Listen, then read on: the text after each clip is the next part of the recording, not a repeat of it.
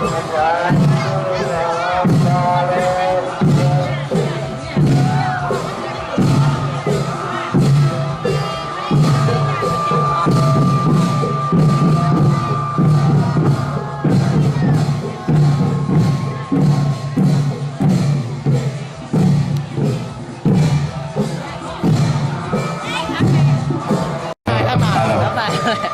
ายถูกขายเทียนเด้อได้ถูกยายเทียนดอกไม้จันทร์ของเฮาเรียกว่าปัดผ้าบอดอกไม้บอคณะกรรมการถ่ายยิ่งถ่ายไส้ไปเฮ็ดตามหน้าที่เสียซื่นเด้อขึ้นมาเอาบัดแต่ถ่ายยายกว้างบัดจะทานาวะวันนี้เชื่อเบิ่งไปว่าบัดจะท่าของเฮาแต่ละบ้านแต่ละเมืองพอเพียงเทียบกันมา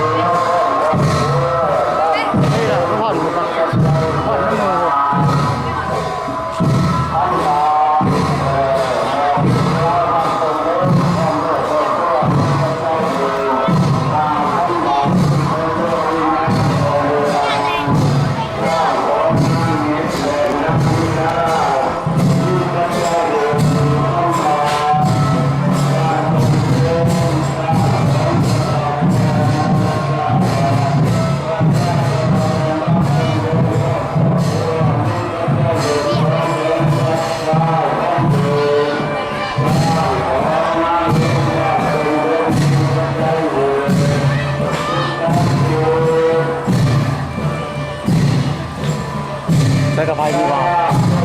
ไพ่มีวะ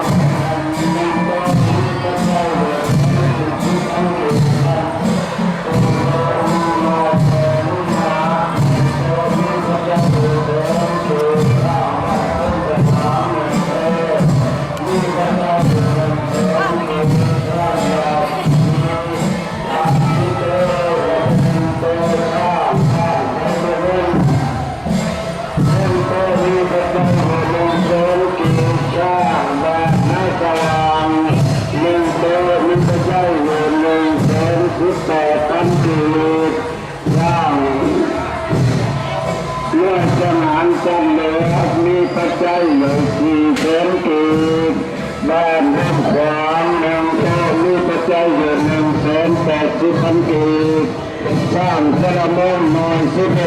11มีปัจจัยอยู่310,000 กีบ340,000 กีบสร้างบรรจระมงหน่อย11บัตรนั้นรวมมันมี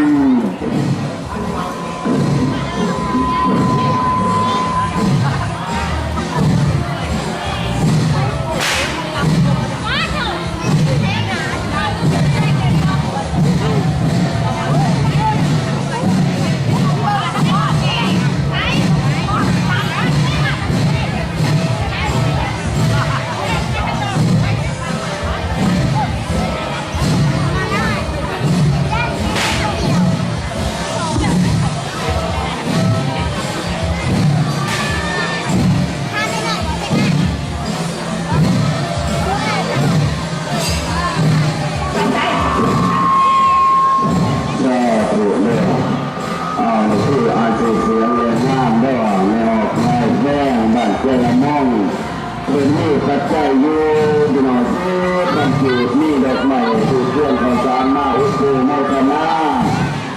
นี่เขาจำนวนบ้านเป็นเรื่องเป็นมาเว้ยถูกเป็นเรื่องงานประกาศเนี่ยเพื่อมาประกาศเนี่ยเพื่อให้ยิ้มเป็นการมีเรื่องเพื่อ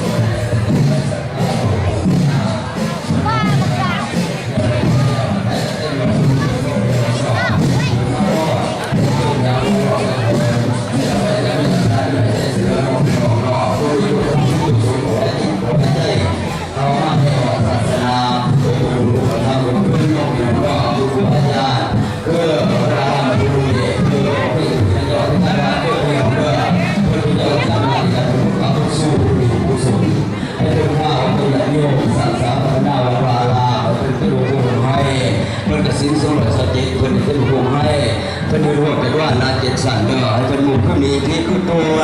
ครูบาอาจารย์เพิ่นก็ได้สินสมรจะเจ็บเนาะพอทำกินเขาเล่นเขาอ่อนเด้อพี่น้องเด้อเอาบ่สอบบ่ทำบ่ฮักก็บ่ได้พอข้อนี้ไม่ออกข้อนี้โอ้ยผู้ป่าผู้น้ำเนาะหลังจากเขาผู้ป่าผู้น้ำไหนเนี่ยเขาสิได้อยู่ดีมีสุขอยู่ดีแน่เขาสิสอนสิใส่ลงพี่น้องเขาต้องมาทำบุญกุศลนำกันเด้อพี่น้องเด้อ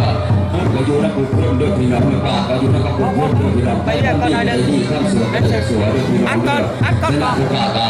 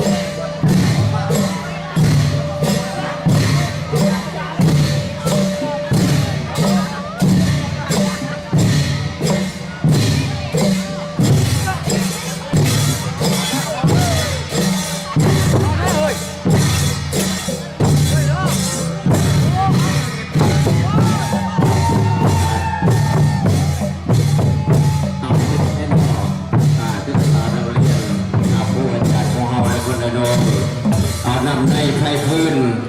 นักเรียนวิดีโอบอนำดื่มบอคณะกรรมการของเราจัดเด้อนักเรียนทั้งหมดจะได้2-3 รอบแล้วและก็ตัวจ่ายคนน้อยน้องนำในไฟพื้นกินข้าวกินปลาจัดสถานที่นักเรียนกินข้าวอยู่ไซก่อนอยู่ไซและว่าคณะซึ่งของเรากินข้าวอยู่ไซคณะกรรมการจัดตั้งภายนอกภายในข้างลมข้างเทิงกาเกียมเชื่อเชิญรับประทานอาหารเที่ยงอยู่ที่เหมาะสมของเราภายในวัดของเราวันนี้